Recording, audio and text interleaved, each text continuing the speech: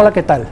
Ya está usted en Arsenal, donde semana a semana comentamos los hechos más relevantes, en compañía de nuestra compañera de ruta, ya la conoce, Paola Barquet.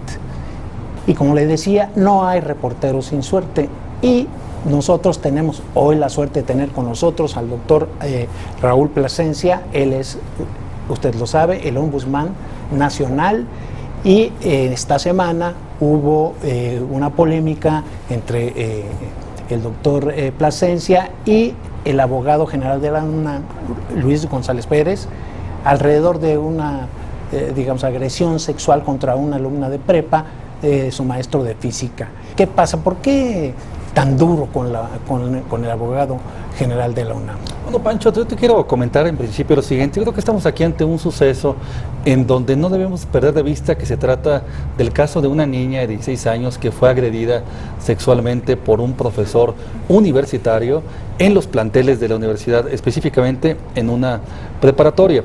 Para la Comisión Nacional de los Derechos Humanos, lo más sencillo hubiera sido ocultar el asunto, no hacer nada y dejarlo para que cada quien lo atendiera en los términos que corresponden. Pero la familia de la niña misma estuvo aquí en la Comisión Nacional de los Derechos Humanos, se manifestó inconforme con la atención que estaba recibiendo por parte de la Universidad Nacional, y eso explica el que hayamos cumplido con una facultad legal que tenemos de emitir una recomendación y hacerla pública.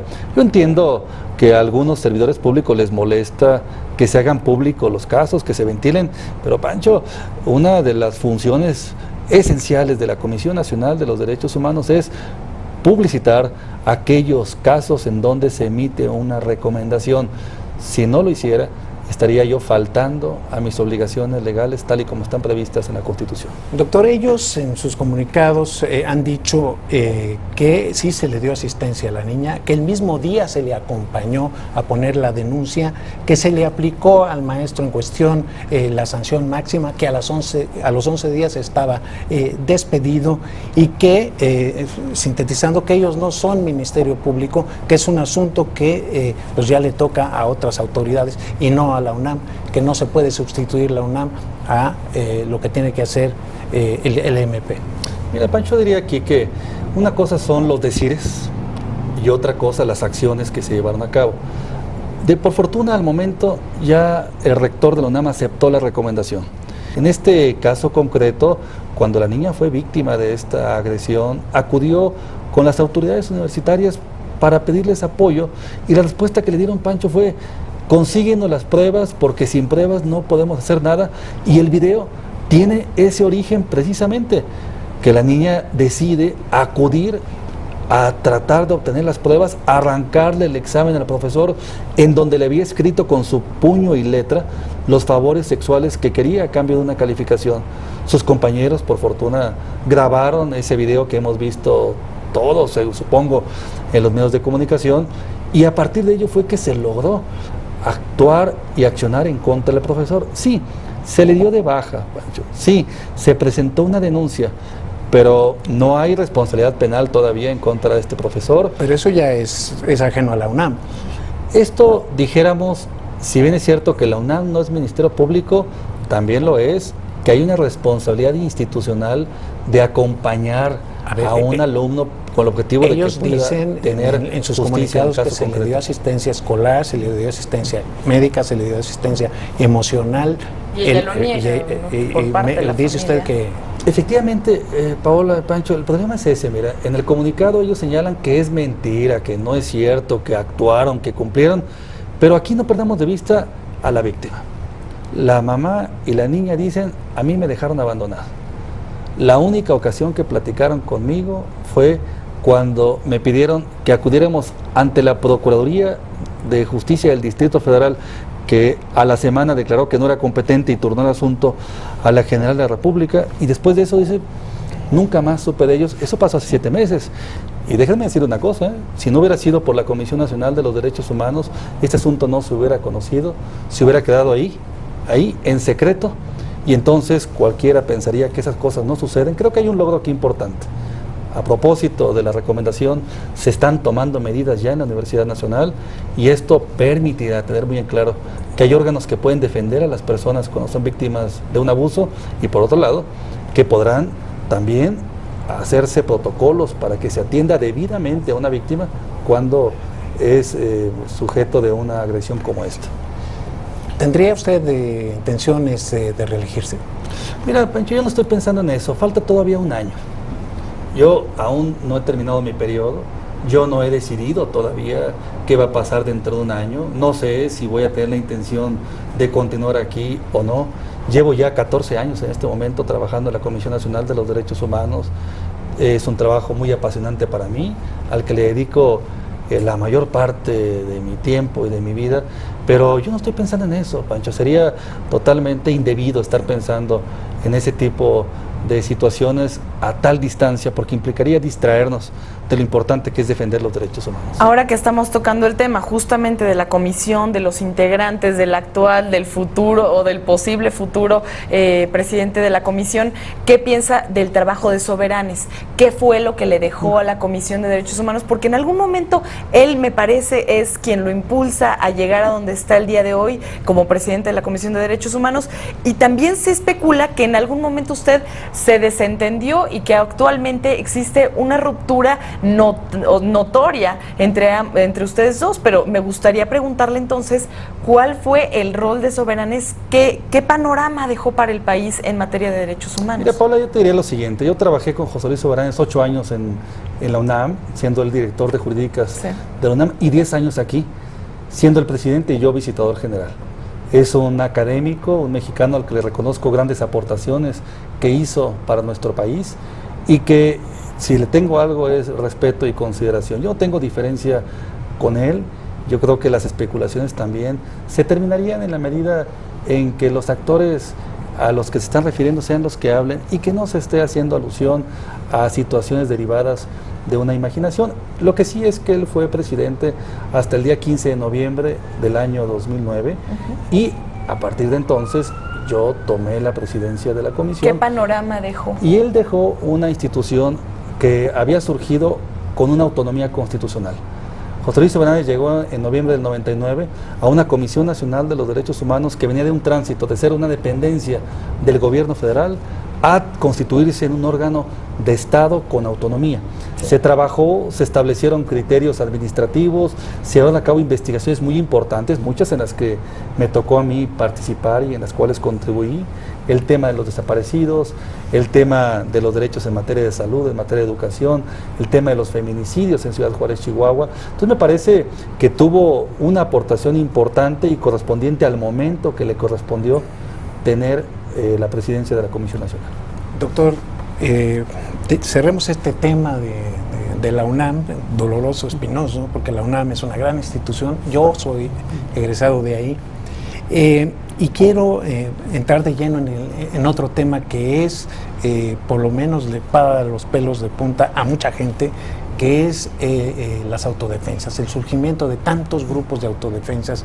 Por ahí, al documentarme sobre esta entrevista, leí que usted contabilizó en 10 estados la presencia de este tipo de policías paralelas y bueno, que no actúan dentro del marco legal, sino ilegal, supuestamente en contra del crimen organizado. ¿Qué nos dice de este tema? ¿Cuál es su preocupación alrededor de ese tema? Sí, mira, Pancho, el tema de las autodefensas lo he estado señalando desde enero de este año. Desde enero he señalado de manera reiterada que no hay ninguna justificación para que grupos de personas decidan ejercer una justicia por propia mano. Ni aun cuando la autoridad está, digamos, ausente en muchos casos frente al crimen organizado. Ni aún en ese caso. La Constitución es muy clara en el sentido de atribuirle una responsabilidad en materia de seguridad pública a las instituciones del Estado y de establecer una prohibición expresa de que nos hagamos justicia por propia mano. Está totalmente prohibido asociarse y llevar a cabo reuniones armadas con el propósito de que se trate. Por otro lado, hay que tener muy en cuenta que hay una explicación al surgimiento de las autodefensas, y la explicación es cierto abandono en materia de acciones de seguridad pública por parte de gobiernos municipales y por parte de gobiernos de los estados. Me parece que es muy importante aquí, fundamental, que aquellos servidores públicos a los cuales les corresponde brindar la seguridad pública tomen cartas en el asunto, o bien manifiesten que están rebasados por el fenómeno, que no pueden, para que entonces sí Si la presidencia municipal no puede, lo haga el Estado, y si el gobierno del Estado no está en condición tampoco de asumirlo, que el gobierno federal asuma el control respectivo.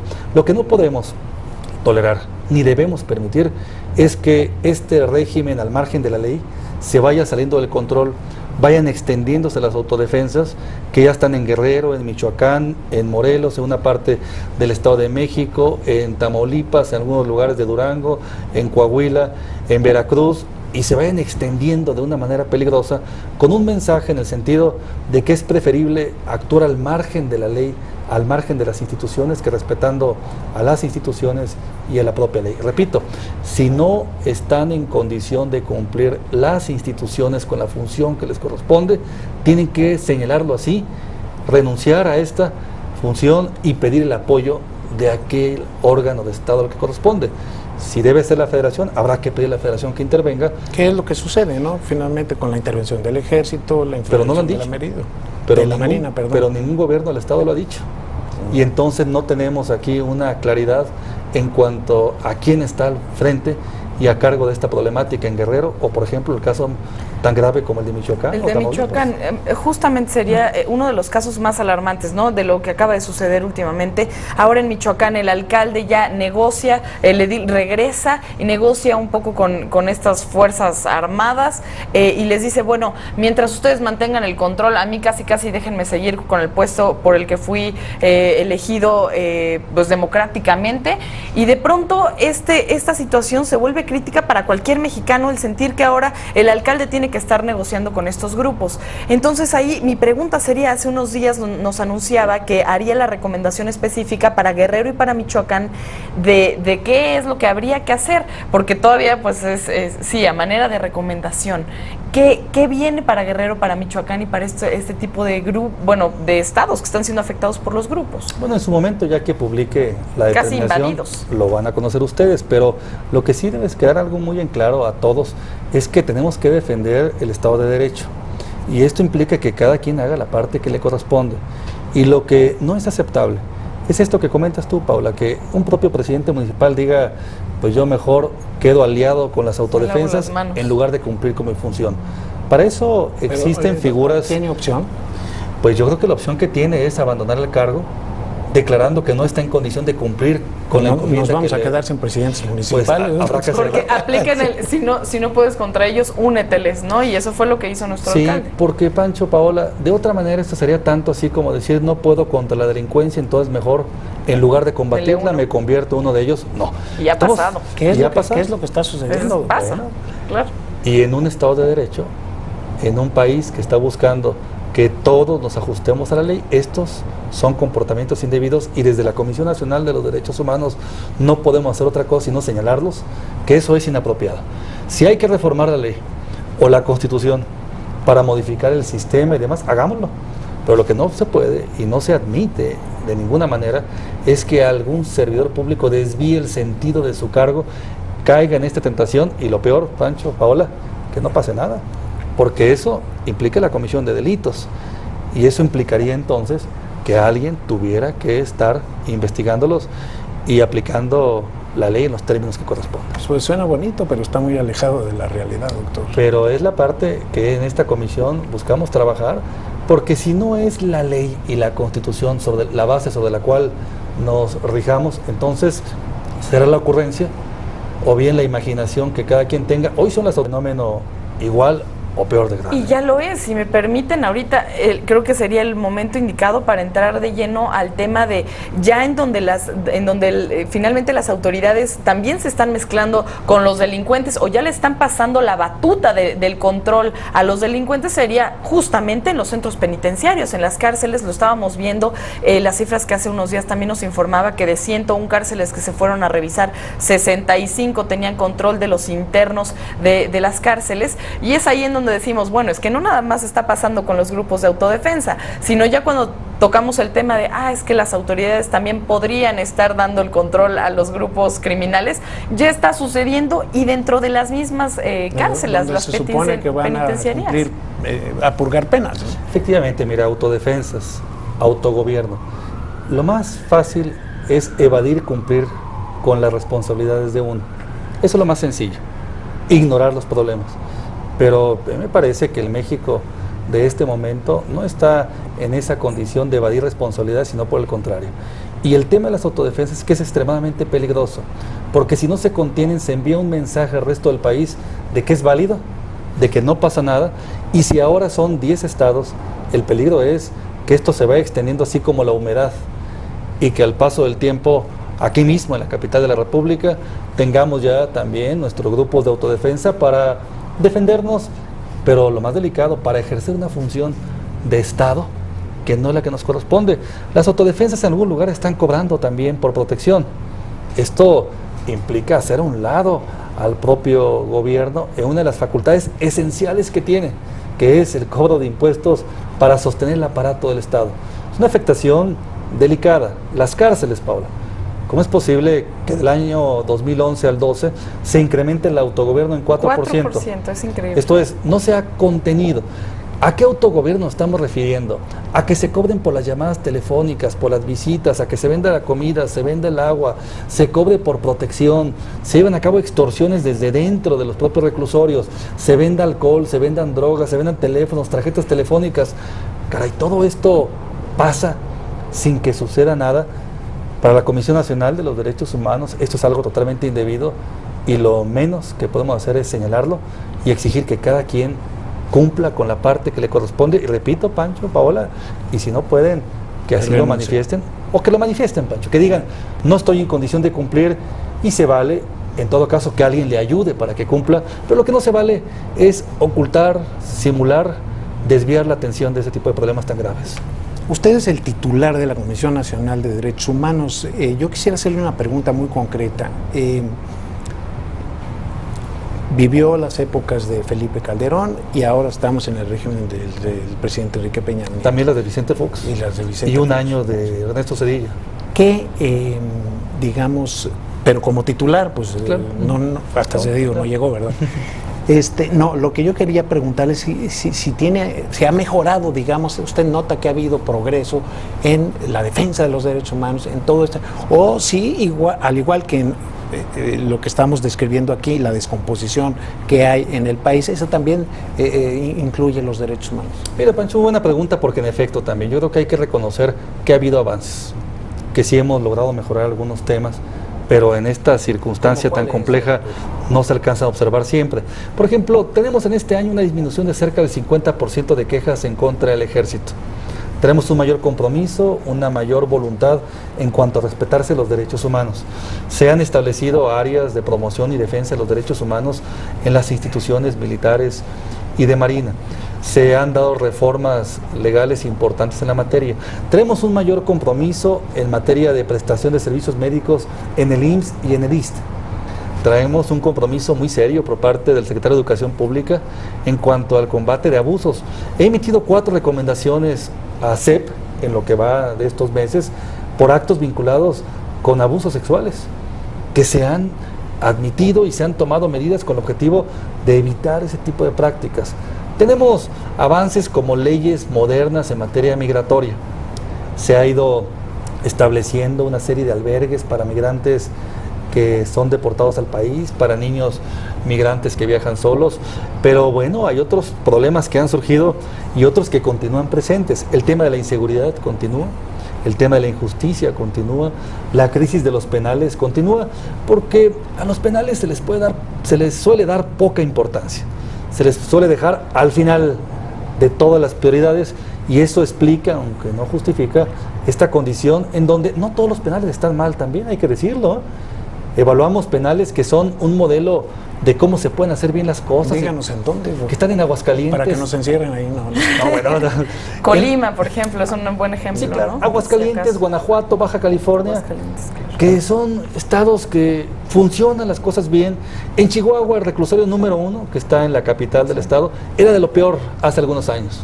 Un autogobierno absoluto. Se cometían todo tipo de delitos desde dentro. Hoy es una institución modelo de cómo se puede recuperar la misma. Pero luego tenemos otros que están en condiciones muy deplorables. Tamaulipas, Oaxaca, Nuevo León, Sinaloa, en donde el autogobierno, la falta de control, pues explica los motines, las riñas, los homicidios, los suicidios, las fugas de los internos, Claro. que no tienen justificación alguna, ¿no? Que alguien se pueda fugar de la cárcel con tanta y relativa facilidad. No, bueno, hay es cárceles donde preocupante. entraban y salían en la misma noche, Imagínate ¿no? nada más. Oiga, ahora, en materia de alcance, a mí me hace mucho ruido la palabra recomendación, porque inevitablemente vemos que a nivel mundial, esta figura que usted representa del ombudsman por su origen sueco, el defensor del pueblo, tiene alcances prácticamente de un supersecretario de Estado, en donde lo que dice el ombudsman es prácticamente lo que se lleva a cabo. En México, esa figura desafortunadamente está un poco más restringida, y a mí me gustaría preguntarle si cree que en algún momento podamos tener en nuestro país un régimen de protección un poco más efectiva, que llegue más lejos y más directo, por decirlo, en lugar de que fuera una mera invitación, que fuera prácticamente pues una obligación. Sí, Paola, parece que hemos ido avanzando de manera muy importante en la materia. Hace algunos días se aprobó una reforma a la ley de la Comisión Nacional de los Derechos Humanos que es compatible plenamente con la reforma de 2011. Hoy por hoy, cualquier servidor público se cuida de no aceptar una recomendación o bien de evitar, en todo caso, no cumplirla, porque tengo la facultad de llamar a este servidor público ante el Senado de la República, de pedirle al Senado que lo llame a comparecer para que explique los motivos y, sobre todo, para que en su momento se pueda deslindar algún tipo de responsabilidad en contra de este servidor público que está violando los derechos humanos. Este es un modelo importante que México tiene para presentar al mundo y que estamos buscando llevar a la práctica. Llamé a comparecer el año pasado a un par de servidores públicos, al exsecretario de Seguridad Pública Federal, al extitular de la Comisión Nacional del Agua, por una renuencia sistemática a aceptar y cumplir mis recomendaciones. Parece que en la medida en que vayamos generando una mayor conciencia en el servicio público del cumplimiento de las recomendaciones, del cumplimiento de los derechos humanos, de la responsabilidad que se tiene como servidor público tan alta, de ser un ejemplo de cómo se hacen las cosas, de que yo estoy consciente que no siempre gusta la crítica, no gusta el señalamiento, difícilmente puedo encontrar a alguien que me felicite porque le envié una recomendación y exhibí lo mal que estaban haciendo las cosas en la institución. Esto es muy difícil, pero lo que sí estamos encontrando es cada vez a más y más servidores públicos comprometidos con aceptar las recomendaciones y con cumplirlas. Eso nos va a ir permitiendo que superemos algunos problemas en el país y que vayamos también teniendo una realidad como la de Europa, en donde problemas en materia de justicia, en materia de cárceles, han sido superados y hoy están discutiendo otro tipo de circunstancias, violencia contra la mujer, que son de los temas que compartimos también en Europa, la calidad del agua, el medio ambiente, los derechos sociales. Entonces, creo que estamos en condición actualmente de poder ir abonando, y lo que sí hace falta mucha es mayor compromiso y conciencia de muchos servidores públicos que crecieron, trabajaron con una línea anterior de derechos humanos y que ahora les cuesta poco de trabajo pues aceptar las recomendaciones o los derechos humanos. El tiempo nos come. Yo quisiera abordar un último tema que es el relativo a las manifestaciones. Hubo una polémica ahí por una llamada de atención que usted le hizo al entonces ombudsman capitalino, en el sentido, y pues creo que no le gustó mucho al doctor Mancera, en el sentido de que pues los policías estaban prácticamente indefensos. Por ahí va más o menos el llamado de atención. Ayer, justamente, en la Asamblea Legislativa del Distrito Federal, se da marcha atrás y se vuelve a poner como delito grave lesionar a un policía, a un servidor público. ¿Qué piensa de todo esto? Mira, Pancho, a mí me parece que el derecho a la manifestación de las ideas tiene límites. En Alemania, en Inglaterra, en España, en Italia, se ha legislado con toda claridad cuando una manifestación se transforma en ilícita. Se ha previsto con toda claridad que no es válido manifestarse armado, con petardos, con explosivos, con piedras, con palos y dañar a edificios o personas. Esto está previsto en las modernas democracias. En nuestro país se nos olvidó regularlo en la ley, preverlo. Solo está en la Constitución el enunciado de que cualquier persona está en su derecho de manifestarse de manera pacífica, siempre y cuando no afecte derechos de terceros, sí. o en su caso no cometa delitos. Pero hace falta precisar esto, en qué consiste. Por ello, a mí me parece que es muy importante que la Asamblea Legislativa haya agravado este tipo de delitos que en sí mismos son graves. Que un grupo de manifestantes destruya un inmueble es grave. Que un grupo de manifestantes trate de quemar con gasolina a un policía, que seguramente el policía nada tiene que ver con la problemática del manifestante, es un tema grave que en cualquier moderna democracia no hay duda alguna que debe ser sancionado. Yo estoy en contra de que se limite el derecho a la manifestación. Que se reglamente. Pero sí que se precise Claro. con toda claridad cuándo se afectan derechos de terceros y cuándo es ilícita la manifestación.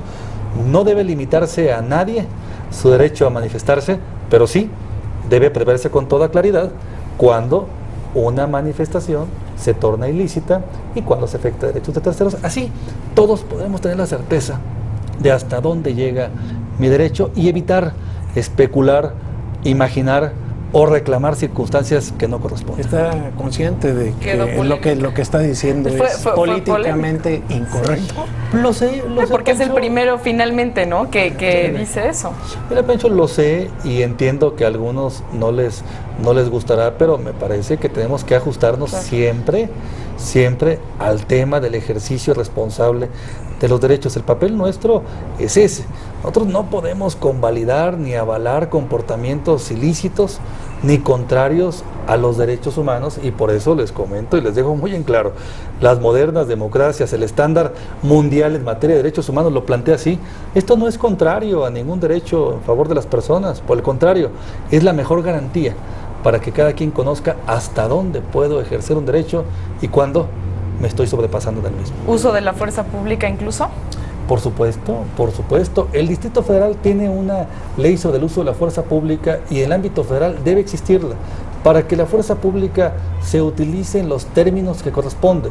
Si contamos con servidores públicos a los que les hemos autorizado el uso de la fuerza, debe estar previsto también la ley, los alcances, los límites, las circunstancias, para que no haya duda alguna y que tampoco nos sorprendamos de tener que actuar de alguna manera cuando así son los estándares mundiales. En ninguna democracia se admite que cada quien haga lo que le plazca. Claro, y sin Hay duda, límites. y de todas formas en México ya estamos acostumbrados a verlo nada más desde el lado de los manifestantes, y ahora con ustedes cuando podemos abrir por primera vez los ojos a decir, bueno, es que también están los derechos humanos de todos los demás que son Paola, afectados, incluyendo los policías. Y hemos insistido en los últimos años, no solamente en la defensa plena de los derechos de todas las personas, sino también en los deberes que nos corresponden.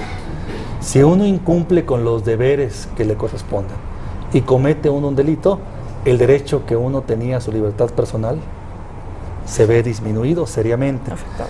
Si uno no cumple con el deber de respetar a las instituciones, de observar la ley, es difícil que podamos hacerle efectivo un derecho, y esto lo trabajamos aquí todos los días y le informamos a muchas personas que están con la concepción equivocada de que solamente son derechos y no deberes, y que de ninguna manera me pueden afectar invocando un derecho que hoy por hoy hay que educarlos, capacitarlos para que entiendan que los derechos tienen límites también, y uno de los límites es cuando se afectan derechos de terceros o bien cuando se cometen delitos.